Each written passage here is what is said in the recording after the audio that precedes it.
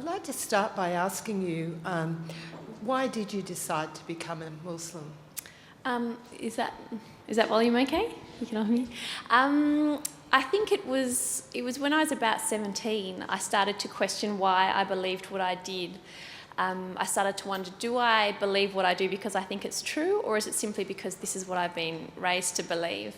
I was raised in a very open-minded Christian household. My mum was pretty radical. And I always had a very positive connection to God, but I found when I was about 17, as I guess a lot of people do when they're in their teens and start becoming quite existential, I started to have a lot of questions that I didn't feel I was getting answers for, and so I decided to start looking into different religions. Except for Islam, because I thought that looked like a sexist, outdated, barbaric religion that no sensible person, especially a woman, would want anything to do with. But despite myself, I kept coming across information about Islam. I kept, I'd turn on the TV and I'd find a story about Muslims on TV, or I'd be flicking through the newspaper and come across an article. So I kept sort of being presented information about Islam without looking for it. And I found that when I started to look into what the religion said about itself, as opposed to what I saw Muslims doing in the name of Islam and what I saw McDonald's journalism saying about Islam, I, to my surprise, found that it made a lot of sense to me. And so I started to look into it a lot more seriously. It wasn't until I was 19, though, that I actually became Muslim, because I was really worried about how my family was going to react, especially my mum, who had seen Not Without My Daughter, so didn't have the most favourable view of Islam.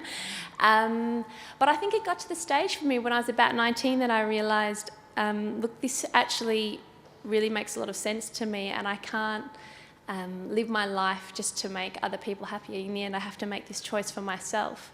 And so it was at about that point that I decided to become Muslim. And was there something that you felt was missing in your life previously? I'm not sure if it was any sense of lacking or a sense of... To me, it didn't feel like a rejection per se of Christianity or my former life or anything like that. It felt just more like a continuation and a crystallisation of things that made sense to me, and a concept of God that made sense to me. It really engaged me intellectually before it did spiritually, I think. A lot of it... Yeah, I liked the fact that it engaged me as an intellectual being as well as a spiritual being. So I think that it was really just a lot of small pieces that just sort of came into place at the right time. Did you know your husband at that time? I did know Waleed. I'd met him when I was 16, but as Waleed loves to tell everyone, I didn't become Muslim for him, and in fact when I did become Muslim, a lot of people in the Muslim community started saying to me, you and Waleed would be really good together. And I actually said, no, I'm not interested. And one night Waleed rang me and sort of expressed an interest, and I said, listen, I wouldn't marry you if you were the last man on earth. So I've never lived that down. So it certainly wasn't for Waleed. But then it was, I think, a couple of years later, I actually realised, actually, everyone was right. He's a really good guy, and oh my goodness, what have I done? I've really put my foot in it there. But fortunately for me, Waleed was a very big man, and when I went back to him and said, look, I think I made a mistake. I actually really like you, and he was very kind about it, and big about it, like I said. Although in pretty much every interview we do together, he makes sure this story comes up. So 7 years into marriage, and I've never lived it down. It's sounding a bit as if whatever you say, there's no way on earth you'll do. Yeah. There are many forms of Islam across the world. Just wondering, by what principles do you live your life? Well, definitely I consider that I live my life according to, I guess, a mainstream or orthodox Islamic paradigm, and that's how that's how we raise our children. Certainly I think I have a westernized approach to Islam because I'm a Western individual and I have a Western mindset. I have a Western education, and I've brought that to my approach to Islam, which is, a very questioning mind, a rational mind, one that a natural distrust of authority for authority's sake, that sort of thing. But also that I would, but I don't, first of all, I need to say I don't think those things are antithetical to Islam at all. But also I do consider myself to have a, like I said, a mainstream orthodox practice to Islam. We pray 5 times a day, we fast Ramadan, we eat halal food and all that sort of stuff. And I guess it's an interesting existence because Islam, despite its long history in Australia, still is in many ways very new to the country, and it's sort of in a community form. And so I think an organic Australian Islam is growing at the moment, and it's being established and created at the moment. So it's very interesting to see what's happening with our community and the approach that we bring to our faith. And it's nice to be a part of that. How would you distinguish that organic Australian Islam From other forms? I think it's, well, I guess the organic Australian Islam that I'd see is one that is, primarily made up of converts and second and third and fourth generation Muslims, people who haven't had their majority experience of Islam overseas. I think we have quite a laid-back approach to the faith. I think, like I said, I think we come with the Western critique attitude towards things, which I think is very healthy, and I think it's something the Muslim world really needs at the moment. I think, and you can see it play out in just very little ways, the way we have sort of Australianised certain religious practices. For example, for the Eid prayer, we have 2 religious holidays a year, both are called Eid. It's very common for me and my friends to get together for a barbecue for Eid, that sort of thing. It's just these little ways that we've made it Australian. And I guess, like things like Salam Cafe and the other practices I see going on in the community, it's this... it can be tricky at times because I think Australians by nature are quite irreverent. And we like that about ourselves, whereas Islam places quite a strong emphasis on reverence of the sacred. And so for an Australian Muslim, we need to walk that line carefully, which is why a lot of people weren't sure if Salam Cafe, for example, would work, because it seemed that we were mocking the sacred, which we obviously didn't think we were, but maybe, I know we'll come to that later. But I think, I think it is that just sort of... Australianised approach of being laid back and looking at things critically and trying to get rid of a lot of the BS, I think, that's come from overseas, a lot of the cultural baggage that we've seen come from overseas that has somehow been infused with our religion. I think when you're approaching it as a relatively new community, you can have a much clearer eye about stuff that has seemed to have seeped into the religion that doesn't really have any place in it, simply because Islam has existed in cultures overseas for hundreds of years, and the two have unfortunately become meshed. So it's easier for us to sift the 2 out. Are there activities and behaviours and perhaps attitudes that you formerly had that you, or did, that you don't now? Well, I never really drank, so that wasn't a big deal to give up. I'm not sure, really. I mean, I was 19. I was still relatively young when I became Muslim. I don't think there really is a huge amount. Like I said, I never really drank anyway, so that wasn't a big deal to give up. And I still do all the sort of things that I always did. I still study, I still work, I still go out with my friends, and that normal sort of stuff. So I'm not sure if there has been... I think a lot has been added to my life, but I don't really feel like a lot has been taken away. Has your faith affected your tastes in things like art, music? Yeah, definitely. It's interesting, actually. I think I definitely seem much more inclined towards, Middle Eastern and Moroccan and that sort of thing, aesthetics in that sense. I guess that's my way of trying to find my way within a very old tradition and finding my place in that. And I think that's through doing a lot of travel in the Muslim world as well and feeling a connection to that. In terms of music, unfortunately, I still have pretty bad taste in music. I still listen to terrible FM radio and stuff like that.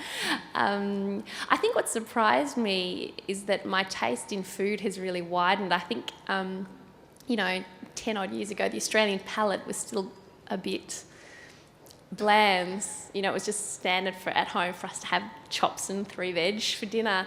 And so I find that, I'm much more courageous and interested in foods. I never used to like things like olives and dates and all that sort of stuff, but now I genuinely feel a natural affinity towards it, I guess, not just for cultural reasons, but those foods actually have a real place in our religious tradition as well. So I have an attachment in that sense too. I know that you've seen Ecaps in Malaysia, I think. What impression do they have on you? I think the first thing that struck me is it's a really good example of the diversity of the Muslim world. The Muslim world is just so extremely diverse, and I think clothing is a really good example of that. The ikats that you see. One of the first things that really surprised me was that a lot of them are silk, and you see men wearing them where in Orthodox Islamic law, men should never wear silk. It's actually forbidden. Silk and gold are meant only for women. So it's very interesting to see that this was the standard cultural dress of a lot of these very practicing Muslim countries. And so you see that, but you'd never see men, for example, in Saudi wearing that. You'd never see men in Northern Africa dressed like that. And it was nice when I think we're at a time in the Muslim community where a lot of people are trying to homogenise us and make us all the one thing, to see actually for 1400 years we've had a very diverse tradition in every respect, from the food we ate to the way we approached our faith, and I hope that we don't ignore that. There is actually quite a lot of controversy in various parts of the world about the way in which Muslim people, and particularly nowadays women, dress, which I'd like to discuss. But what are the main guidelines in terms of Islamic dress? There actually aren't a lot of specified guidelines. The idea is that for men and women the clothes shouldn't be tight, and they should be modest, so relatively covering, and they should, for women, the general idea is that they should cover everything except the face, hands and feet, whereas for men, the minimum men should cover is between the navel and the knee, but in the vast majority of Muslim countries, the men cover a lot more than that. If you go anywhere in the Gulf, the men cover pretty much as the women do. They would never go out with short sleeves on, with bare legs. They would never go out with their head uncovered. It seems really ill-mannered.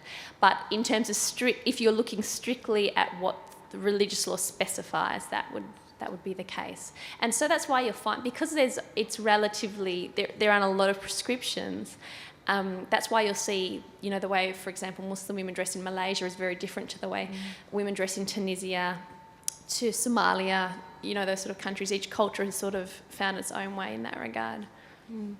And I heard you once on Salam Cafe saying, we should be over asking about the hijab and why I'm wearing the hijab and so on. And I actually applauded you on that particular night, thinking, yes, good on you. But reflecting on that, reflecting on that, throughout history there's been all sorts of discrimination and retribution in terms of the way people dress, not just Muslim dress, in various ways.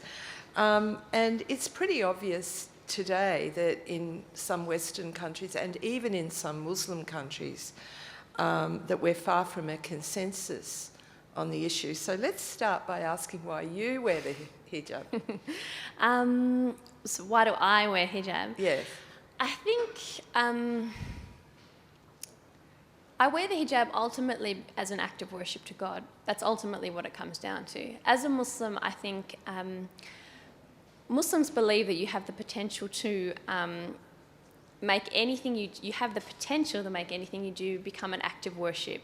As a Muslim, if anything is done with the right frame of mind, you can turn the mundane into the sacred. And so the way that we dress is simply a part of that. You know, the way that we eat, you know, the way we put our shoes on, everything. Some people have said, you know, this fixation on the minutiae is a signal of a very juvenile religion. But for us, we just see it as the opportunity for everything you do in your life to be the potential for a connection to the Creator. And so for me, I dress the way that I do as an act of worship. I think it's something that, while I think there are legitimate differences of opinion amongst Muslim scholarship about how women should dress, the position that I follow, at least at the moment, is that I feel comfortable dressing the way that I do, and I feel this is part of my tradition. So ultimately, that's what it comes down to for me. But I think it's also important to know that for pretty much as many Muslim women as there are in the world, there will be that many different reasons for why they cover. Majority of them would say that they do it out of it as, again, for themselves as an act of worship to God. But for a lot of women, there's also other reasons laid on top of that. I think it's, for a lot of women, it is multifaceted. For some, it's simply part of their culture. That's just how they dress in their culture, and it's part of their cultural identity. For some, it's a political statement. You know, in countries like Iran and Egypt, women actively put the hijab on as a way to protest against the governments that they saw as taking away their rights, and as against colonisation. For some women in some cultures, the more you cover, the higher your status. So they do it for those reasons. In some Muslim countries, the women are simply forced. You know, Afghanistan, Saudi Arabia, they have to dress this way. They don't have a choice. But of course, the flip side for that being, in some Muslim and non-Muslim countries, women are forced not to dress this way. It's not just countries like France where covering your hair in certain institutions is prohibited. Turkey and Tunisia don't allow women to cover either. And they're Muslim, so-called Muslim countries. So I think, I guess I find that very disappointing as a Muslim, but also as a woman, that I would really like us to see the day where a woman can choose to dress the way that she wants to, and it's nobody else's business, and she's not sanctioned for that, and she's not taken as how she does or doesn't dress, or how much she does or doesn't cover, as being some sort of indication as her worth as a human being. And I think for too long, men, either as individuals, as religious leaders, as the state, have tried to control women by how much they dress, whether it be too much or too little. And I'd really like us to move past that. I don't think that's going to happen for a while, but the ideal, I think that would be. I suppose that, you know, there are views that the hijab symbolises women as an inferior sex, that it oppresses women, and as you've just said, happens in some countries.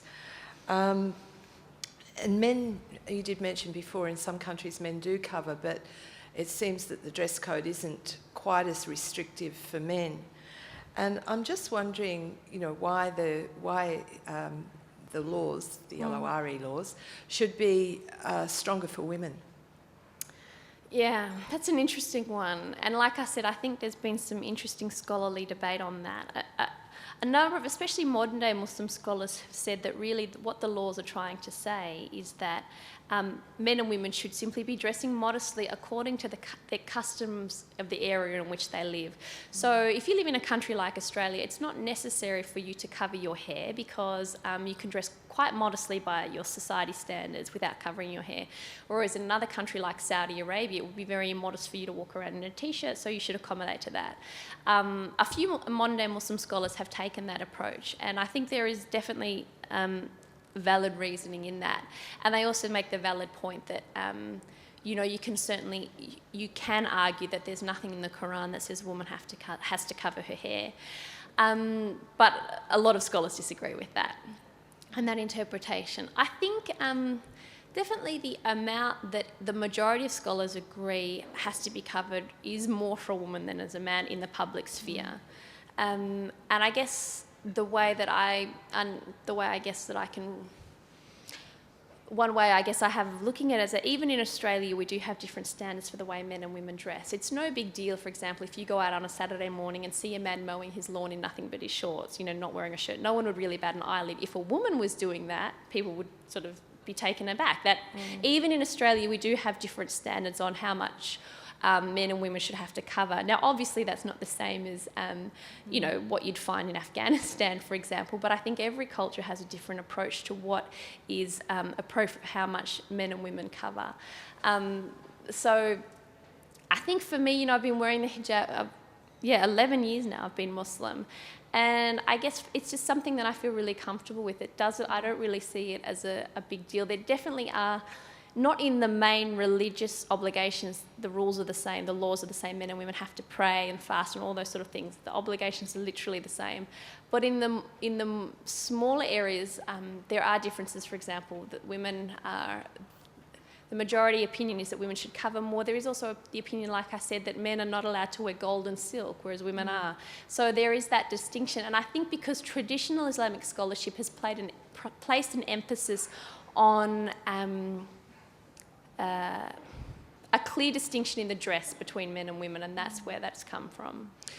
Is there an onus on women that relates to the dress in terms of being, you know, the controllers of behaviour, for example? Because I think for a lot of non-Muslim women in Australia, we do see some fairly disconcerting behaviour. I'm thinking in terms of, well, at the extreme of some dreadful gang rape cases we've had here, where you've had a sheikh saying that the way the Western women were dressing was putting themselves out like meat. Yeah. You had in the court the mothers of some of the perpetrators of the violence swearing basically at female lawyers dressed in their suits and calling them whores because they weren't conforming. And I'm just wondering how you feel you deal with, you know, what would you like to see happen in terms of that problem? I don't think that's something that's just alarming to non-Muslims. As a Muslim woman, I find it. In fact, it might even offend me more because I think these people think what they're doing is religiously sanctioned. And then I know then I have to go out in the street and people look at me and think that I agree with that. You know, that behaviour is so unequivocally un-Islamic. It would be very difficult for them to find evidence to support that sort of approach, and I don't care if it's an imam that says it. I mean, it's very clear. I think the sad thing is, and it's there has been an unfortunate thread within our tradition where I think men have tried to blame women for the impious failures of men, and they like to, you know, it's an unfortunate argument that we hear outside of the Muslim world as well. Well, she was asking for it. Well, if she didn't dress like that, then, you know, what? I mean, it's not my fault. What can I expect? You know, what do you expect? Again and again in the Quran, God says that no one can be blamed for the sin of another person. So even if we do have these, even if we accept, okay, there's these religious rules that women should dress a certain way, men should dress a certain way, even if a woman walks down the street naked, Islamically, no man has the right to even look at her, let alone in any way violate her or touch her. It's, you know, it's interesting, the verses, and there's actually only 2 verses in the Quran that talk about the way a woman should dress, and many, many more talking about far more important things like honesty, justice, integrity, and those sort of things. But it's interesting that in one of the 2 verses, which does talk about the way a woman should dress, the verse actually proceeds by saying, men, you dress modestly and lower your gaze, and women, you dress modestly and you lower your gaze. The idea being that this concept that there is an onus on women to dress in a certain way because men can't control themselves is simply erroneous. You can see it in reality. Old women are raped in nursing homes. Women who cover fully in the burqa in Afghanistan get raped.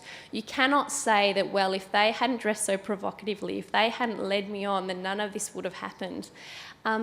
It's unfortunate and it's sickening that men in my religious community say that.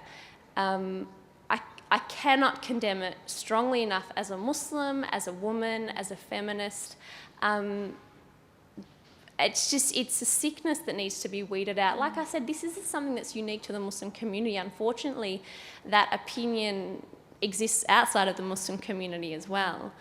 But, I think, in light of the gang rape things and the frightfully helpful comments made by Sheikh Halali, the Muslim community has to be honest with itself about dealing with these issues, because it's a sickness. That's ultimately what it is. It's a sickness, and it's un-Islamic. So there's no way around that.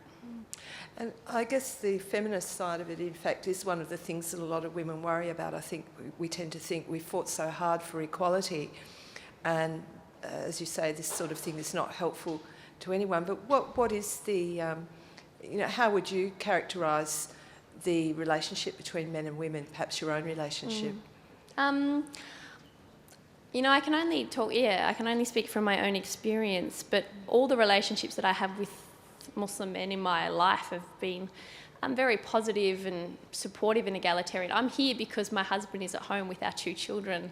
I recently went to Spain for a conference for 9 days, and my husband stayed home with our 2 kids, and I got home and he'd done the housework and made dinner and done the washing and done the grocery shopping. And I think this isn't unique. It isn't because my husband is, strange or going against the teachings of Islam. We believe that is what our religion teaches, that men and women, you'll find nowhere in the Quran does it say that women are meant to be in a relationship of obedience to husbands. In fact, it says that men and women are partners to each other, and you are meant to be garments of one of the other, protecting each other.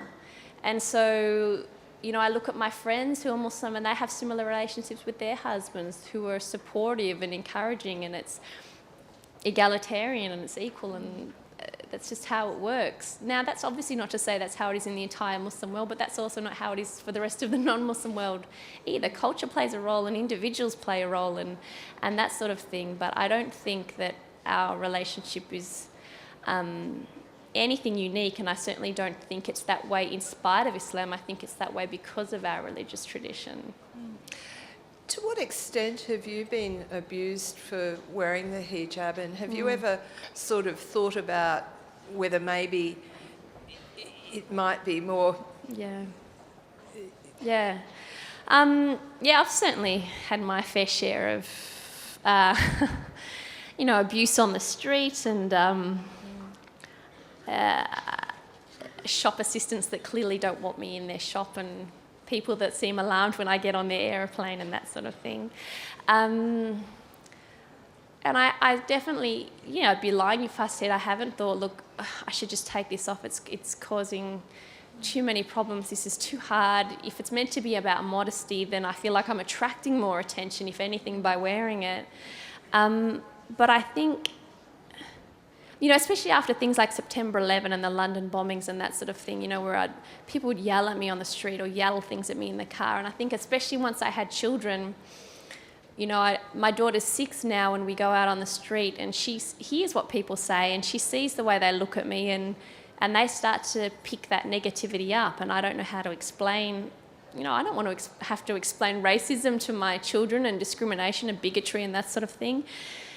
So I wondered, well, do I take it off? But then I guess for me, it was also the message that, well, what does that say to my children as well? That if enough people beat you down and tell you you're wrong, then you be ashamed of who you are, and that you have to change who you are because some racist idiot on the street doesn't like it. What does that tell you about your religion as well, and integrity and those sort of things? So I think I came to the place within myself where I made the choice that I want to keep dressing this way, but I'll also take the opportunity, instead of just giving into to discrimination and bigotry and all that sort of stuff, to say I'll be who I am, and I'll try to live a life to show people that being Muslim is nothing to be ashamed of. And me dressing this way isn't meant to be a political statement to make you feel uncomfortable, and me dressing this way isn't me saying, well, I think you should dress like me, or me dressing this way is not a negation of everything feminism has fought for the last however many years. This is just simply who I am, and it's part of my faith, and I feel no contradiction between wearing a hijab and being Australian, or wearing hijab and being a feminist. or wearing a hijab and being liberated or anything like that. And if anything needs to change, maybe it's your negative attitudes and not who I am. Because if everyone had to change because there were ignorant idiots out there, we would live in a very sad society, I think.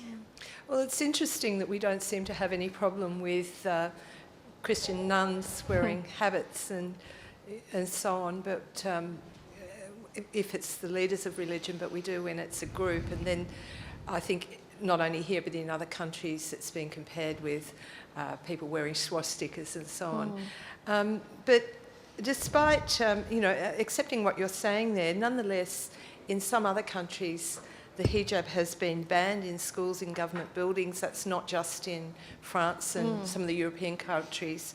There's the view that it isn't good for a secular society. Does that concern you at all? I mean, does that disconcert you at all? Yeah, I think anything... It bothers me on a few levels. It bothers me anywhere that sort of limits the choice of women in all spheres, but limits the choice of women in how they choose to dress worries me, or I feel uncomfortable about. I think also it worries me because while I can see what certain governments are doing in that they think to do this it will help minimise radicalisation and that sort of thing, I think it's so counterintuitive, because all that's going to happen is the women that dress like that, who really feel it's my obligation, I have to dress like this, and if I don't then I can't leave the house, you are simply going to isolate these women more. And soon all they will feel is, well, the only place I can go to school is this religious madrasa down the road because it's the only one where I can dress the way that I want. That, if you want a ticket to isolation and radicalisation, I think this is a good start. I really think ideally you want a society where these women and these people feel part of the society, feel welcome and part of the society, are encouraged to participate in and be educated by the society. I think that's a ticket to a healthy, non-radicalised society. And just from travelling, not only in the Muslim world, but in throughout Europe and that sort of thing, I realised just, and I certainly don't want to get on a patriotic bandwagon, but I realised just how grateful I felt for living in Australia, in a country which is not, it's obviously not a Muslim country, but that there are laws in this country that protect the right of people like me to not only practice my religion, but that it's against the law for someone not to employ me because of how I dress, or for how a Sikh man dresses in his turban and that sort of thing. I was just so incredibly grateful for that after seeing what's going on in a lot of European countries and also a lot of Muslim countries, where minorities are also discriminated against, and Muslims who don't fit the dominant political line are discriminated against. I really am really grateful for the way it works here, I think. Susan, there's a great many other things I'd love to ask you, but I'm afraid we've run over time. So thank you very, very much. Thank you.